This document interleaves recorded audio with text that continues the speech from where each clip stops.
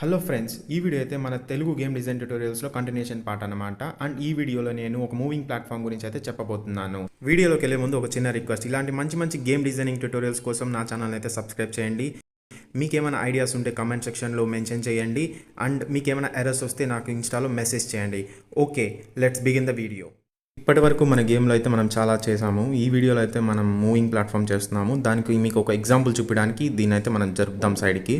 And ఇప్పుడు నేనైతే మన ప్లేయర్ని ఒకసారి మూవ్ చేసి చూపిస్తాను మీకు, అప్పుడు అర్థమవుతుంది ఏంటి మనం ఈరోజు చేయబోయేది.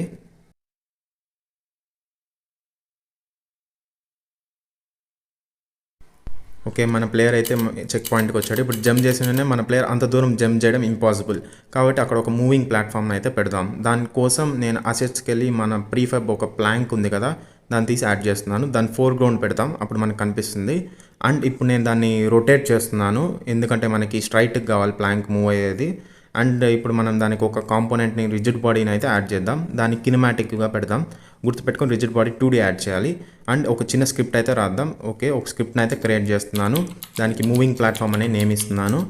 ఓకే, ఇప్పుడు మనం ఆ స్క్రిప్ట్ని అయితే మనము ప్లాంక్ కూడా నేమ్ చేంజ్ చేసేద్దాం. ఫస్ట్ మూవింగ్ ప్లాట్ఫామ్ అనేసి, అది నార్మల్ ప్లాంక్, ఇది మూవింగ్ ప్లాంక్. ఓకే, ఇప్పుడు దీన్ని యాడ్ చేస్తున్నాను స్క్రిప్ట్. ఓకే, ఇప్పుడు స్క్రిప్ట్ని అయితే ఓపెన్ చేశాను. దీంట్లో పబ్లిక్ ఇంట్ మనకి ఫ్లోట్ తీసుకుందాం స్పీడ్కి. ఓకే, అంటే ప్లాట్ఫామ్ ఎంత స్పీడ్తో మూవ్ అవ్వాలి అనేసి.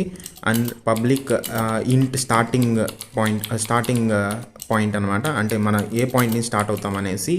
అండ్ పబ్లిక్ ట్రాన్స్ఫార్మ్ పాయింట్స్, అంటే ఏ పాయింట్ నుంచి ఏ పాయింట్ వరకు ఆ ప్లాట్ఫామ్ అనేది మూవ్ అవ్వాలి అనేసి, అంటే ఒక ఎండ్ నుంచి ఇంకో ఎండ్కి. ఓకే, అండ్ ఇంట్ ఐ. ఓకే, ఇప్పుడు స్టార్టింగ్ వచ్చేసి transform dot position equal to మనకి స్టార్టింగ్ పొజిషన్ కాబట్టి points dot starting point dot position. Okay, semicolon అయితే పెట్టేద్దాం.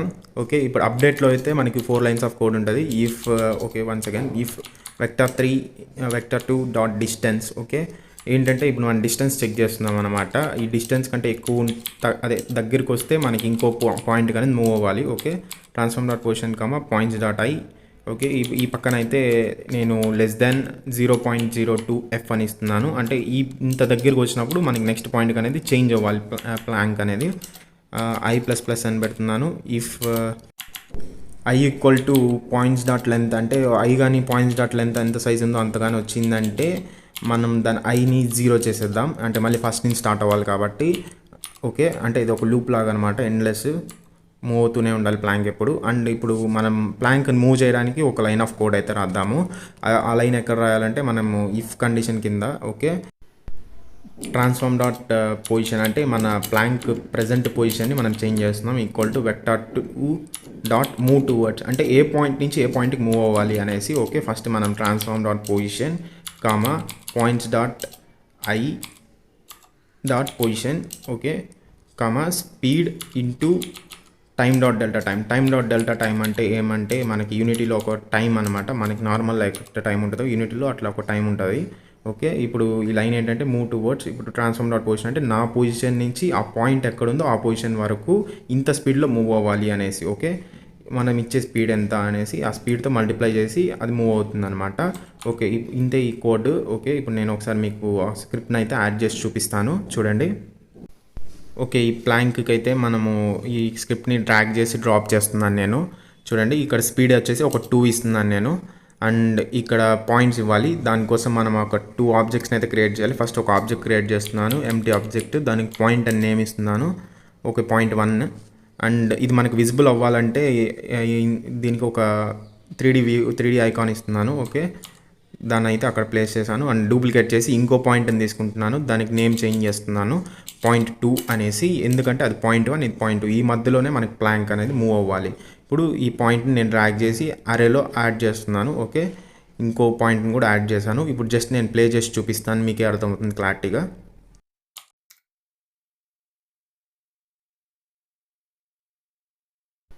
ఓకే, మనం చెక్ పాయింట్ దగ్గరికి అయితే వచ్చాం. ఇక్కడ చూస్తే మన ప్లాంక్ మూవ్ అవుతుంది ఈ పక్క నుంచి ఆ పక్కకి, ఒక పాయింట్ నుంచి ఇంకో పాయింట్కి. దానిపైకి జంప్ చేసి చూద్దాం. ఓకే, మన ప్లేయర్ అయితే దాంతోపాటు మూవ్ అవ్వట్లేదు, జస్ట్ కింద పడిపోయాడు.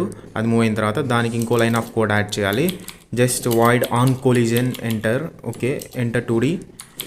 ఇప్పుడు collision dot set transform dot set parent అంటే ఇప్పుడు మనము దాన్ని చైల్డ్ లాగా చేస్తున్నాం, మన ప్లేయర్ని ఆ ప్లాంక్కి చైల్డ్ లాగా చేస్తున్నాము, అప్పుడు మన ప్లేయర్ కూడా మూవ్ అవుతాడు.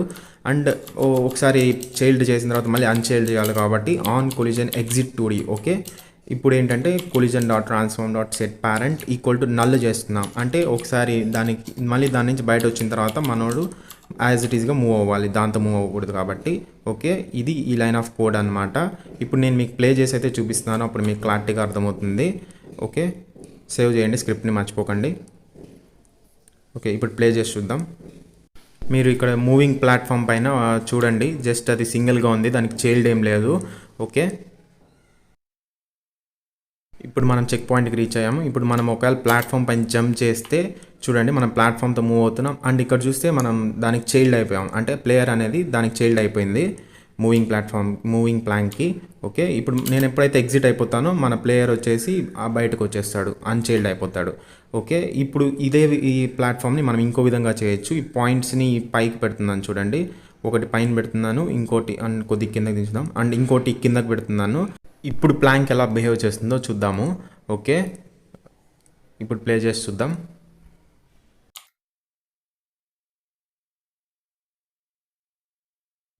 ఇక్కడ చూసినట్టయితే మన ప్లాంక్ పైకి కిందకి వెళ్తుంది, చూసారు కదా. ఇప్పుడు మనం దానిపైకి జంప్ చేసామంటే మనం కూడా పైకి కిందకి వెళ్తుందాం.